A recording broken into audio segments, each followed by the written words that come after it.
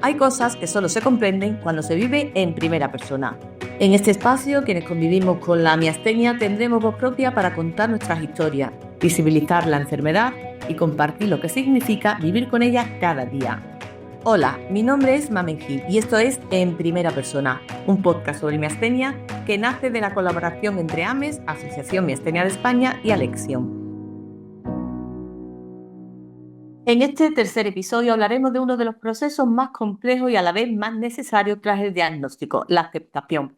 Porque convivir con la miastenia no solo requiere tratamientos médicos, también implica gestionar emociones, reformular rutinas y encontrar nuevas formas de estar en el mundo. Para hablar de todo ello nos acompaña Beatriz Hernández, psicóloga general sanitaria y miembro del equipo de AMES. Beatriz, bienvenida. Gracias, Mamen, qué ilusión estar por aquí y participar en este proyecto.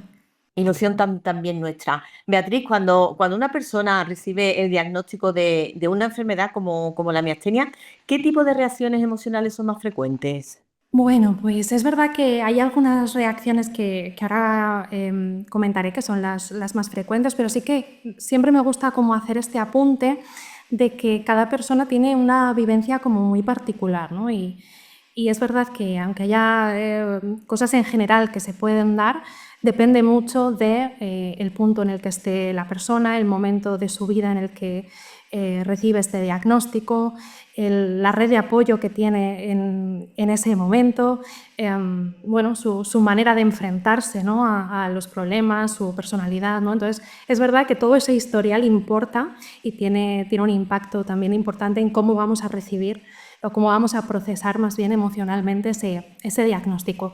Pero sí que es verdad que, como comentabas, pues es habitual, ¿no?, una serie de reacciones. En primer momento yo creo que sobre todo es una mezcla, ¿no?, entre ese shock inicial, esa sensación de que lo que te están diciendo no es real, un poco esta parte como de negación, ¿no?, de seguro que pues bueno, se han equivocado en el diagnóstico, seguro que se puede hacer algo para revertirlo, ¿no? Y mezclado también a veces con una sensación de alivio, ¿no? Esta sensación de, bueno, aunque estoy asumiendo todo esto y sé que esto va a impactar en mi vida, también tengo ya una idea del camino que voy a ir siguiendo, ¿no? Ya pues voy a tener una opción de tratamiento, ya voy a poder pues buscar algo de información o buscar una asociación, ¿no? Entonces esto también nos alivia, y a veces es esto lo que yo me encuentro sobre todo en consulta, ¿no? Esta sensación como mixta de emociones, de hay una parte que lo está viviendo desde esa negación y ese malestar que surge, que es muy común, nos conecta mucho con los miedos a que todo cambie, miedos a que mi vida va a ser diferente, miedos a cómo me va a ir este tratamiento o este otro. Hay muchísima incertidumbre alrededor. Cómo voy a ir avanzando, si la medicación va a ir funcionando o no. Son un montón de miedos, ¿no?, que la persona de repente tiene que asumir y que sostener. Pero al mismo tiempo sí que a veces aparece esta sensación de, bueno, por lo menos ya sé lo que me pasa, ya tengo un diagnóstico, a partir de aquí puedo ir pues bueno, aprendiendo e informándome y poquito a poco pues ir colocando un poquito todo en su sitio. Y también es muy común el vivir sobre todo este proceso inicial con mucho estrés, ¿no? Porque de repente es tener que enfrentarme pues eso, a muchos cambios, ¿no? Por ejemplo, de repente a una elevada agenda médica, cuando igual hasta ese momento pues no había tenido que ir a citas médicas, a revisiones, a pruebas, y de repente me encuentro con eso, ¿no? O de repente tengo que reestructurar mi rutina y mi día a día, ¿no? Y eso me genera también un estrés de cómo gestionar esas responsabilidades. Entonces, también suele ser habitual esto, pero es lo que te comentaba, ¿no? Como en el inicio es algo muy común, cada persona lo irá afrontando de una manera u otra, pero una vez que ese inicio pasa, vamos un poco colocando cada cosa en su sitio. Muchas veces, bueno, se dice que adaptarse a una enfermedad poco frecuente es como pasar por un duelo. ¿Es así? ¿Y qué etapas o fases puede atravesar una persona desde que recibe ese diagnóstico? Pues Es importante sobre todo definir qué es esto del duelo, ¿no? Que lo escuchamos un montón, pero creo que es importante saber que ese duelo es esa respuesta emocional totalmente natural ante una pérdida, ¿no? En este caso, pues ante esa pérdida de perspectiva de salud que yo tenía, ¿no? Esa pérdida a veces bueno, de ese futuro que yo tenía planificado de una manera, ¿no? Y que de repente pues, cambia y se reorganiza. A veces es verdad que conlleva también esa pérdida del ámbito laboral, ¿no? De tener que, en alguna ocasión, pues el dejar de trabajar. Y es verdad que tenemos que recolocar todo eso, ¿no? Y como te comentaba, es algo natural. De hecho, yo siempre digo que al final es también algo bueno el sentir todas estas emociones, por desagradables que sean en un primer momento. Es bueno que estén ahí, ¿no? Significa que estamos procesando esa pérdida, que estamos transitando un poco todas esas emociones, que les estamos dando paso, que lo estamos procesando, ¿no? No estamos como reprimiéndolo o bloqueándolo.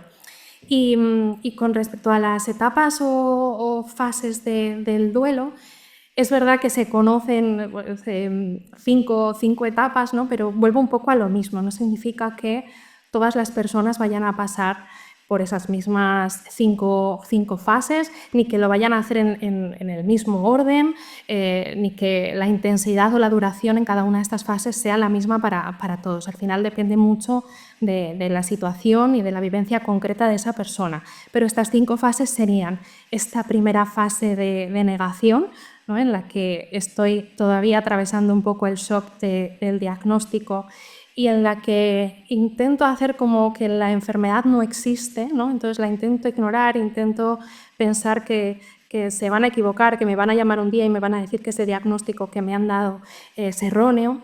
Luego le seguiría esta etapa de ira, ¿no? Que es en la que intentamos buscar como culpables. A veces es esta ira hacia lo externo, ¿no? y personas de mi alrededor, hacia el equipo médico, y muchas veces también es esa ira y ese enfado conmigo mismo, ¿no? El buscar por qué me ha tocado esto a mí, qué he hecho mal, ¿no?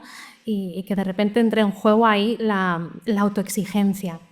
Después estaría la fase de la negociación, que es esa en la que empieza a haber algún cambio, ¿no? En la que empezamos a dar esos pasitos hacia adelante, en la que aunque sigamos un poco con esta sensación, ¿no? de ira, de negación por ahí presente, ya empezamos a dar pequeños pasos pues, para informarnos un poco más, para de repente, aunque sienta que no lo necesito, pues me pongo en contacto con una asociación, ¿no? Y empiezo a dar pasitos, aunque no confíe mucho en ese proceso. La cuarta fase sería esa fase de tristeza, de depresión, ¿no? Yo creo que es la etapa como más difícil de sostener, ¿no? El sostener la tristeza no es fácil, el sentir realmente esa pérdida, darle espacio a ese dolor, permitirme también un poco sentirlo, ¿no? Y desde ahí ver qué necesito para salir de esta etapa. Y la última sería esa etapa de aceptación. Que siempre me gusta puntualizar que la aceptación no implica que yo tenga que estar como súper bien, ¿no?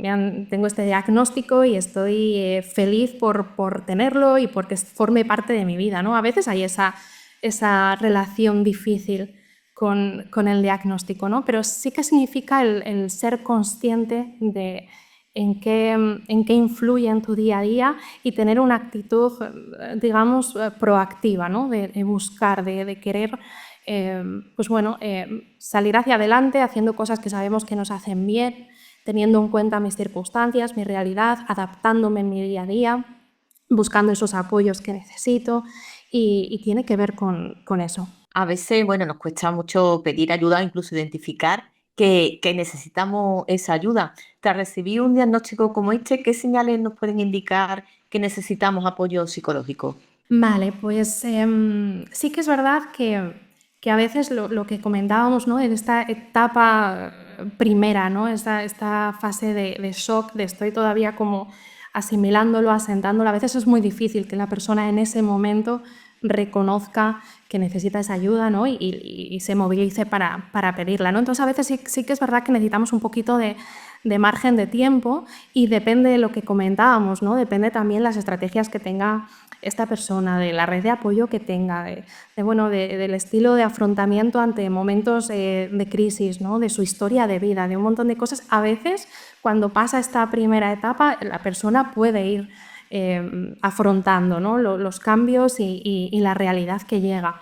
Pero sobre todo yo creo que es importante dejar claro que si pasa el tiempo y ese malestar que estaba ahí al inicio se intensifica, si ese malestar sigue presente, sí que es importante el buscar esa ayuda. Buscarlo primero a veces en el entorno, el tener a alguien en el entorno con quien poder hablar, con quien poder expresarnos, pero si no, el buscar esta ayuda profesional para poder empezar a trabajarlo.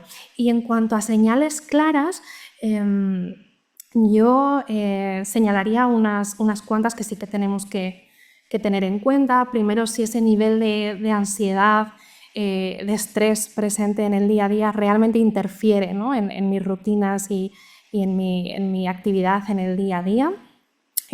También importante hacerle caso y prestarle atención a esa tristeza, ¿no? Que es verdad que tiene que estar, que le tenemos que dar ese espacio, pero es importante que no esté presente en todo momento, ¿no? Entonces, el observar esto, ¿no? Observar si tengo esta sensación de desesperanza, si tengo estas ganas como de estar llorando todo el rato, ¿no? Y que no puedo controlar, y ver si las típicas cosas que yo igual identifico que me ayudan en días complicados, ¿no? Y que yo sé que cuando estoy triste esto me suele ayudar, si yo lo pongo en marcha y siento que eso no me alivia, sí que es algo a tener en cuenta, al igual que los cambios del estado de ánimo, ¿no? Que haya cambios como muy bruscos en el estado de ánimo. También importante el darnos cuenta o observar si tenemos una sensación, que esto es bastante común, de sentirnos solos, de sentirnos, a pesar de estar igual acompañados y rodeados de gente, ¿no? El sentir como que igual nadie realmente entiende lo que estás pasando, el sentir que no tienes un espacio, ¿no? en el que realmente expresar y verbalizar cómo estás viviendo tú ese proceso, pues porque igual no quieres cargar con todo esto, ¿no? Y todo este peso a gente, a personas importantes para ti, ¿no? Entonces quiero a veces pues que no se preocupen más y entonces me lo voy callando, ¿no? Y no tengo tampoco un espacio en el que poder hablar de todo esto y me hace sentirme solo, ¿no? También importante observar si aumenta ese diálogo interno negativo, si de repente estoy siendo mucho más crítica conmigo, ¿no? Si aparecen muchos más pensamientos intrusivos negativos, si de repente también aparece esta pérdida de interés, de placer al hacer cosas que antes disfrutaba, como una sensación de cierta apatía, ¿no? Constante. Y observar también, creo que es importante, esos cambios en el sueño, tanto el que de repente me cueste conciliar el sueño o esté durmiendo peor, aparezca más esta ansiedad en el momento de irme a dormir, como todo lo contrario, que de repente tenga mucha más somnolencia, me apetezca estar durmiendo todo el día, observar también ahí un poco esos cambios. Y lo dicho, ¿no? Si son cambios que vemos que se mantienen, ¿no? que pasa un tiempo y siguen ahí presentes y que me generan este malestar, sí que es importante el consultar con un profesional de la salud mental para empezar a poder abordarlo. ¿Y de qué forma puede ayudarnos la terapia a gestionar el impacto emocional que puede provocar el saber que la miastenia forma y va a formar parte ya de nuestra vida? Pues de primeras te diría que sobre todo el tener de repente un espacio, ¿no?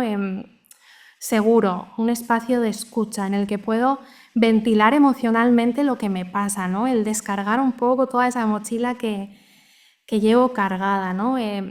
Tener ya eso, simplemente el tener un ratito en la semana, ¿no? En la que podamos tener un espacio seguro con un profesional que te está escuchando sin juicio, ¿no? Y que va a ayudarte un poco a sostener todo eso, eso ya va a ser reparador seguro, seguro. Pero luego es verdad que en el proceso de terapia trabajamos muchas cosas, ¿no? Una de las cosas más importantes, sobre todo en primeras fases, ¿no? Cuando la persona viene con un diagnóstico relativamente reciente y está en esa fase, ¿no? De estar muy saturado, de estar con el estrés a tope, ¿no? De todo este malestar emocional que aparece. Sí que es muy importante el trabajo desde la psicoeducación. Es decir, primero necesitamos entender la enfermedad, necesitamos conocerla además, que creo que es importante, de fuentes seguras, ¿no? De fuentes fiables, no meternos en Google, importantísimo en estas fases. Conocer también, ¿no? Cómo funciona y cómo funciono yo, porque con la miastenia en concreto, ¿no? También es muy diferente de una persona a otra, ¿no? El cómo son estos síntomas, el cómo pues bueno, atravieso mi día a día, ¿no? Encima es una enfermedad que fluctúa, entonces el aprender también a cómo realmente a mí me impacta, cómo impacta en mi día a día, en mis rutinas, es importante.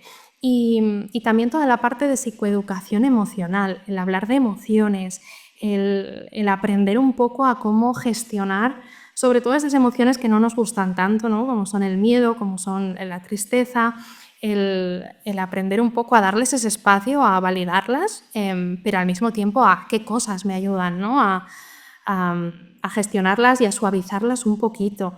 Yo siempre digo que al final ir a terapia es como ir creando tu botiquín de primeros auxilios emocionales, ¿no? Y vamos aprendiendo pues, herramientas, estrategias, técnicas que nos ayudan un poquito a manejar todos estos momentos. Y bueno, luego es verdad que depende de la persona, depende pues bueno, la demanda, ¿no? Y en lo que se quiera centrar es verdad que nos podemos pues enfocar en otros muchos aspectos, ¿no? A veces hay un trabajo también interesante a la hora de cómo comunicarme con mi entorno, ¿no? Y cómo aprender también a tener esa comunicación, a empezar a poner límites. Entonces ese también suele ser un trabajo importante. Pero bueno, yo diría un poquito esas cosillas así como importantes y necesarias y que seguramente cualquier proceso psicológico atravesará estos puntos. Uno de los grandes retos es lidiar con la incertidumbre antes del diagnóstico, no sabes lo que tienes, y la incertidumbre después, porque una vez que aceptas o que sabes que tiene una enfermedad, no sabes cómo te va a cambiar la vida o cómo puedes ir a afrontar tu día a día. Desde tu punto de vista, bueno, ya has comentado que existen una serie de herramientas que pueden ayudar pues, a convivir con la enfermedad, esta enfermedad que tiene cambios, altibajos y momentos imprevisibles. ¿Nos podrías comentar algunas de esas herramientas? Pues es verdad lo que has comentado, ¿no? Todo lo dicho creo que es importante, a veces hace falta este proceso, ¿no? de acompañamiento psicológico, de terapia psicológica para aprender todo esto, pero sí que creo que hay una herramienta que creo que es fundamental especialmente para la miastenia, ¿no? Que volvemos un poco a remarcar esto que hemos comentado, ¿no? Que es una enfermedad que fluctúa. Esto significa pues, que esos síntomas o esa intensidad de los síntomas también van variando a lo largo del tiempo, ¿no? Y al final hace que sea totalmente imprevisible, ¿no? Y a veces nos gusta tenerlo todo bajo control, ¿no? Y de repente llega la miastenia y vemos que no vamos a poder tenerlo todo bajo control, que hay muchas cosas que se escapan de lo que nosotros podemos hacer y para mí es muy importante el trabajo con mindfulness. Así como herramienta principal creo que el empezar a adentrarnos un poquito, sobre todo en lo que significa el mindfulness, que es el aprender a estar más en el presente, ¿no? El aprender a prestarle atención a lo que estamos viviendo aquí y ahora, nos ayuda mucho a soltar un poco esa proyección a futuro, ese anticipar lo que va a ocurrir, cómo va a ocurrir. Además, siempre que solemos proyectar un poco ese futuro cuando estamos atravesando un momento difícil emocionalmente, normalmente siempre anticipamos lo negativo y además lo negativo de la manera más catastrofista que nos podamos encontrar, ¿no? Entonces eso en el presente me genera unos niveles de angustia, ¿no? y de ansiedad y un malestar que claro que dificulta, ¿no? ese día a día. Entonces, con el mindfulness vamos trabajando un poquito eso, vamos aprendiendo a escuchar más al cuerpo, a prestarle atención, a reconocer esas señales que me dicen ahora estás cansada, descansa, ahora tienes que cuidarte de esta manera. Y creo que es una de las grandes herramientas que nos pueden ayudar mucho a luchar un poco con esa incertidumbre. ¿Y cómo puede una persona con miastenia reconstruir su identidad o su proyecto de vida sin perder de vista quién es más allá de esta enfermedad? Esto suele llegar tras estas fases del duelo que hemos estado comentando, ¿no? Cuando estamos ya un poco en esa etapa de aceptación, ¿no? Cuando ya hemos hecho un poco todo este trabajo, es verdad que suele llegar esta necesidad y de repente reorganizar mi identidad, reorganizar quién soy, qué quiero, cuál va a ser un poco ese proyecto, ¿no? que quiero tener. Y yo creo que sobre todo lo que hace que esto sea posible es a través de todo este proceso caminado, ¿no? hasta ese momento, el haber tenido esa oportunidad de conocernos mejor. Es decir, de habernos hecho a nosotros mismos preguntas incómodas que igual antes no nos habíamos hecho, de intentar también mantener en muchas ocasiones conversaciones incómodas con personas de nuestro círculo, ¿no? De nuestra vida, empezar a poner ciertos límites, el identificar qué es lo que me gusta y qué es lo que no me gusta, conectar, ¿no? con lo que hablábamos, con el momento en el que estoy, ¿no? El ser consciente de mi realidad en este momento y tenerlo en cuenta y desde ahí saber cuidarme de otra manera, ¿no? Entonces es verdad que desde ahí surge un poco como este nuevo camino que de repente se me abre delante de mí, ¿no? Y puedo reorganizar ese proyecto de vida. Pero sobre todo es eso, el haber atravesado un proceso en el que he estado en contacto con todo lo que me estaba pasando y creo que también destacaría en este proceso el haberle dado esa importancia al autocuidado. Es decir, yo me lo encuentro muchísimo en consulta, ¿no? Es que hasta ahora, hasta que ha ocurrido todo esto, igual nunca me había dedicado tiempo, es que nunca había tenido, ¿no? La vida va a veces tan rápido, tenemos tantas exigencias, tantas responsabilidades, que igual hasta este punto nunca me había parado a preguntarme qué es lo que quiero, qué es lo que me gusta, o no había tenido igual ese tiempo para explorar algo que no había probado antes.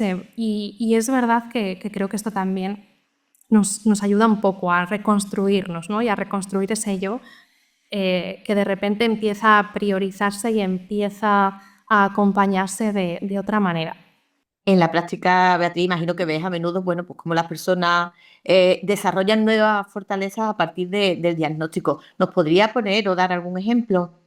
Conozco muchos casos y esto es, yo creo que lo más bonito de mi trabajo, ¿no? A pesar de que es un trabajo complicado en muchas ocasiones, el ver, ¿no? que tras bueno, ese acompañamiento la persona llega a este punto, ¿no? Este punto en el que claro que se desarrollan un montón de fortalezas nuevas. La verdad que es algo muy bonito y no conozco un caso ni dos, conozco un montón. Y sí, sobre todo yo me encuentro mucho este tipo de mensajes, ¿no? Cuando estamos un poco como finalizando todo este proceso, en el que me dicen, no sé, vea, es que el haber descubierto el mindfulness, ¿no? Me ha cambiado la vida totalmente, ¿no? Y ahora, de hecho, muchas veces me comentan, ¿no? Ahora incluso se lo intento enseñar o trasladar a mis hijos, a mi marido, ¿no? Porque quiero como trasladarles esa importancia de estar aquí y ahora.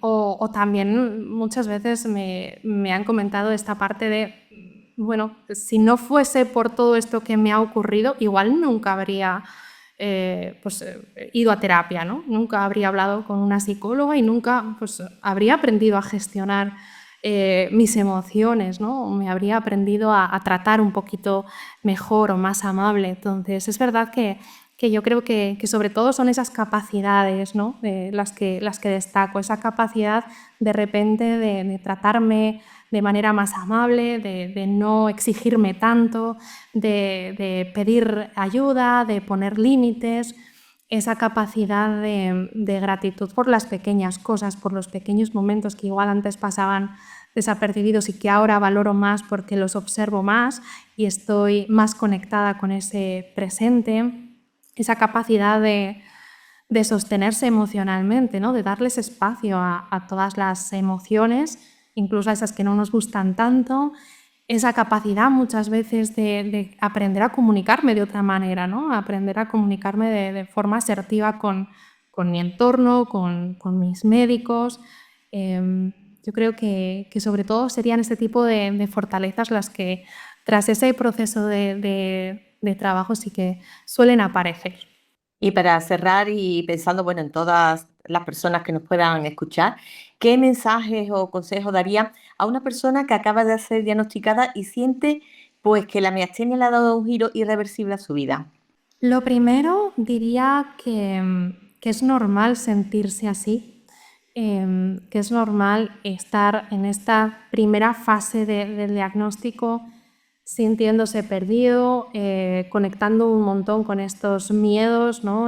Con esta incertidumbre de la que hablábamos. Entonces es importante el que nos demos tiempo, ¿no? Entonces yo sobre todo lanzaría ese mensaje. Es normal, no pasa nada porque estés sintiéndote así. Date tiempo para ver si podemos ir suavizando un poquito eso o si necesitamos ese pedir ayuda, ¿no? Creo que este sería el siguiente mensaje.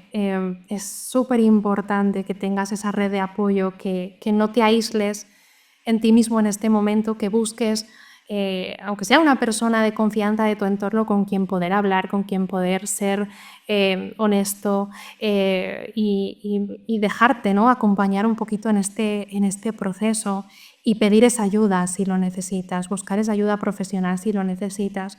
Y sobre todo, yo diría que es muy, muy importante el conocer, ¿no? Dentro del diagnóstico a personas que te entienden y que de alguna manera hablan ese mismo idioma.